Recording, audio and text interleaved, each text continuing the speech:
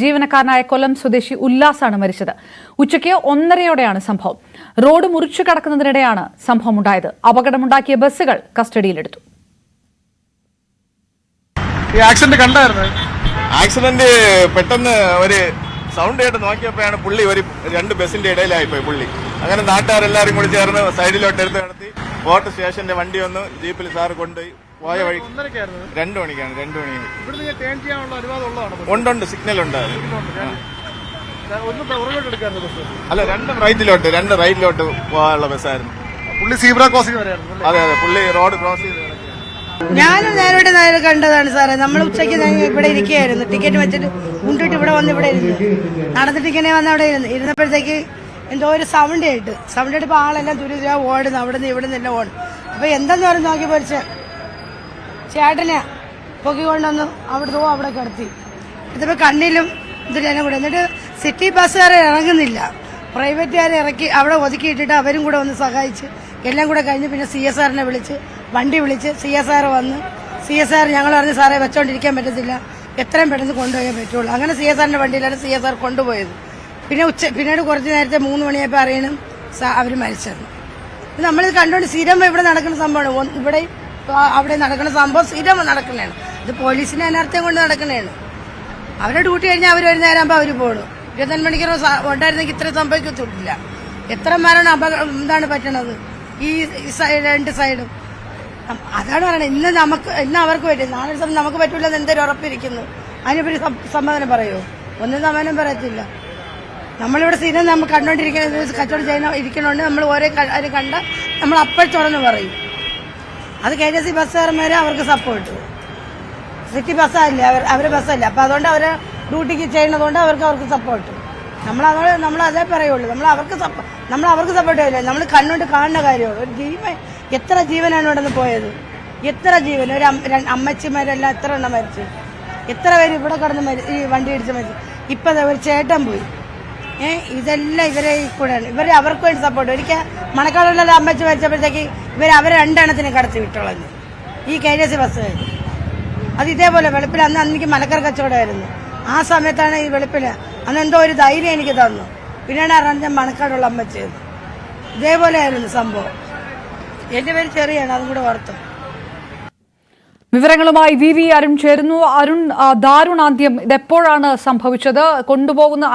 ആശുപത്രിയിലേക്ക് കൊണ്ടുപോകുന്നതിനിടയിലാണോ മരണമുണ്ടായത്? മരിച്ച ആളുടെ വിവരങ്ങൾ എന്താണ്?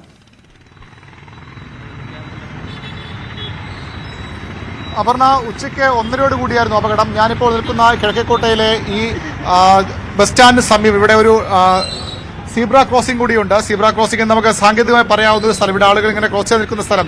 ഇവിടെയാണ് 2 ബസ്സുകൾ, അതായത് ഒരു KSRTC ബസ്സും ഒരു സ്വകാര്യ ബസ്സും ഇവിടെ നിന്ന് റൈറ്റ് എടുത്ത്, അതായത് ഇവിടുന്ന് U-ടേൺ യഥാർത്ഥത്തിൽ ഇല്ലാത്തതാണ്. പക്ഷേ ഇപ്പോൾ കുറച്ച് നാളുകളായി ഇവിടെ U-ടേൺ അനുവദിക്കുന്നുമുണ്ട്.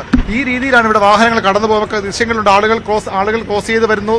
തൊട്ടടുത്ത് ഒരു ബസ് ഇവിടെ നിന്ന് വലത്തേക്ക് തിരിയാൻ ഒരു ഓട്ടോറിക്ഷ, അതിനോട് ചെറിയ സ്ഥലത്ത് ഇടുങ്ങിയ സ്ഥലത്തോട് ഓട്ടോറിക്ഷ തിരിയാൻ നിൽക്കുന്നു. തൊട്ടപ്പുറത്ത് ഈ സ്റ്റാൻഡിലേക്ക് വരുന്ന ബസ്സുകൾ. അങ്ങനെ എപ്പോഴും ഒരു അപകട മേഖല, ഏത് നിമിഷവും അപകടം ഉണ്ടാകാവുന്ന ഒരു പ്രദേശമാണ് ഈ കിഴക്കേക്കോട്ടയിലെ ഈ ബസ് സ്റ്റാൻഡ് പരിസരം. നമുക്കറിയാം, നേരത്തെ നിരന്തരം അപകടങ്ങൾ ഉണ്ടായിക്കൊണ്ടിരുന്ന പ്രദേശം കൂടിയാണ് കിഴക്കേക്കോട്ട. കഴിഞ്ഞ കുറേ നാളുകളായി അത്തരം ദുഃഖകരമായ വാർത്തകളൊന്നും ഇവിടെ നിന്ന് കേട്ടിരുന്നില്ല. പക്ഷേ ഇപ്പോൾ വീണ്ടും ഇന്ന് ഉച്ചയ്ക്ക് 1:30 കൂടി അത്തരം ഒരു അപകടമുണ്ടായിരിക്കുന്നു. ഒരു KSFE-യുടെ ജീവനക്കാരനാണ് ഈ അപകടത്തിൽ പെട്ടത്. അദ്ദേഹത്തെ ഇവിടെ നിന്ന് ആശുപത്രിയിൽ എത്തിക്കുമ്പോൾ തന്നെ അദ്ദേഹം മരിച്ചിരുന്നു.